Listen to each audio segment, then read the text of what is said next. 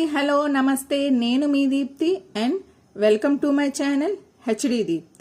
ఈరోజు వీడియోలో నేను మీకు గర్బా డ్యాన్స్ గురించిన కొన్ని ఆసక్తికరమైన విషయాలను చెప్తానండి. ఇక వీడియోలోకి వెళ్దాం పదండి. గర్బా అనేది నవరాత్రులలో 9 పగలు మరియు రాత్రులు చేసే జానపద నృత్యం. గర్బా నృత్యం సంగీతానికి అనుగుణంగా సంప్రదాయ దుస్తుల్లో పురుషులు మరియు మహిళలు తెల్లవారుజాము వరకు ప్రదర్శిస్తారు. నవరాత్రి సందర్భంగా దుర్గాదేవి యొక్క స్త్రీ రూపాన్ని కేంద్రీకరించి 9 శక్తి దేవతలకు గర్బా పాటలు పాడతారు. గర్బా నృత్యం అనేది అత్యంత ఆకర్షణ కలిగిన జానపద నృత్య రీతి, కానీ దీని వెనుక ఒక ఆధ్యాత్మిక ప్రాధాన్యత కలిగి ఉంటుంది. గర్బా గుజరాతీ జానపద నృత్యం. గర్బా నృత్యం ఒక ఆధ్యాత్మిక, సామాజిక, సాంస్కృతిక కార్యక్రమం. గుజరాతీ పల్లె ప్రాంతంలో పుట్టిన నృత్య రీతి. ఈ నృత్య కార్యక్రమం గ్రామం మధ్య జరుపుకుంటారు. ఈ కార్యక్రమంలో గ్రామస్తులంతా పాల్గొంటారు. గ్రామాల్లో జరిగే అన్ని జానపద సంప్రదాయాల మాదిరిగానే దీనికి కూడా ఆధ్యాత్మిక ప్రాధాన్యత ఉంది. ఈ నృత్యాన్ని దేవి ఆరాధనలో భాగంగా చెప్పుకోవచ్చు. గుజరాత్లో ఈ నవరాత్రుల్లోనూ దుర్గాదేవిని ప్రసన్నం చేసుకునేందుకు స్త్రీలు, పురుషులు రాత్రి పొద్దుపోయే వరకు నృత్యాలు చేస్తారు. చాలా మంది ఈ 9 రోజుల పాటు కొన్ని ప్రత్యేక ఆచార నియమాలు, ఉపవాసాలు కూడా పాటిస్తారు. గుజరాత్లో నవరాత్రి ఉత్సవాల్లో గర్బా ప్రధానమైంది. గర్బా ఉత్సవానికి ఒక ప్రత్యేకమైన ఉత్సాహాన్ని తెస్తుంది.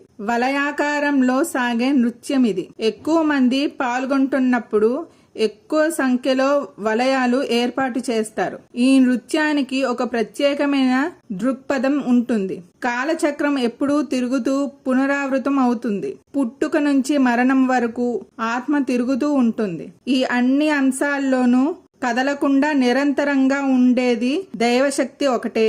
దానికి ప్రతీకగా నృత్య వలయం మధ్య దేవి ప్రతిమ లేదా పెద్ద దీపపు సమ్మెను పెడతారు. దాని చుట్టూనే జీవితం తిరుగుతూ ఉంటుందని చెప్పేందుకు ఇదొక ప్రతీక. శక్తి రూపంలో ఉండే దైవం నిరంతరమైనదని చెబుతుంది. గర్బా అనేది దైవారాధన రీతుల్లో ఒకటి కనుక తప్పకుండా చెప్పులు లేకుండానే చెయ్యాలి. చెప్పులు ధరించకపోవడం సకల జీవాలకు ఆలవాలమైన భూదేవి పట్ల మనం చూపే గౌరవంగా భావిస్తారు. భూమిని నిరంతరం అంటిపెట్టుకుని ఉండే భాగం పాదాలు. ఈ పాదాల ద్వారానే శరీరంలోకి శక్తి ప్రవాహం జరుగుతుందని నమ్మకం. ఆ దేవితో మనకు నేరుగా సంబంధాన్ని కల్పించేవి పాదాలే. అందుకే చెప్పులు లేకుండా చేసే ఈ నృత్యం పవిత్రమైన దైవారాధన వంటిది. గర్బా అనే పదం గర్భం అనే సంస్కృత పదం నుండి వచ్చింది మరియు గర్భధారణ లేదా గర్భం జీవితం సూచిస్తుంది.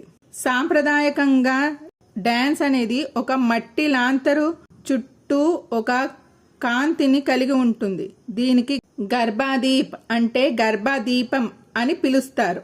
ఈ లాంతరు జీవితాన్ని సూచిస్తుంది మరియు ముఖ్యంగా గర్భంలో ఉన్న పిండం.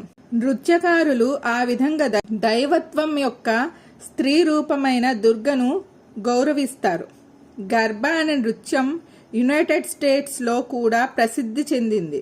ఇక్కడ 20 కంటే ఎక్కువ విశ్వవిద్యాలయాలు ప్రొఫెషనల్ కొరియోగ్రఫీతో ప్రతి సంవత్సరం భారీ స్థాయిలో గర్బా పోటీలను నిర్వహిస్తారు. గర్బా నృత్యం చేసే సమయంలో పురుషులు మరియు మహిళలు ఇద్దరు సాధారణంగా రంగురంగుల దుస్తులను ధరిస్తారు. మహిళలు చనియా చోలీని ధరిస్తారు. ఇది ఎంబ్రాయిడరీ మరియు రంగురంగుల జాకెట్ తో కూడిన 3 ముక్కల దుస్తులు. ఇది చనియాతో జత చేయబడి సాధారణంగా ధరిస్తారు. సాంప్రదాయ గుజరాతీ పద్ధతిలో చనియా చోలీలు పూసలు, పెంకులు, అద్దాలు, నక్షత్రాలు, ఎంబ్రాయిడరీ వర్క్ మొదలైన వాటితో అలంకరిస్తారు. సాంప్రదాయకంగా మహిళలు ఝుంకాలు, నెక్లెస్లు, బింది, బాజుబంద్, చూడాలు మరియు కంగనాలు, కమర్బంద్, పాయల్ మరియు మొజీరీలతో అలంకరించుకుంటారు. పురుషులు ఘాగ్రాతో కూడిన కఫ్నీ పైజామాను ధరిస్తారు. పొట్టి గుండ్రని కుర్తా, మోకాల పైన మరియు బాంధిని దుపట్టా కథ మరియు మోజీరీలతో తలపై పగిడి. గుజరాతీలో పురుషులు ధరించే ఈ దుస్తులను కెడియు అంటారు. అంతేనండి గర్భా నృత్యం కోసం నాకు తెలిసిన విషయాలు. నచ్చితే లైక్ చేసి సబ్స్క్రైబ్ చేసి కామెంట్ కూడా చేయండి. మళ్ళీ మరొక వీడియోలో మరొక కొత్త అంశంతో మళ్ళీ కలుద్దాం. ధన్యవాదాలు. Thank you. Bye bye.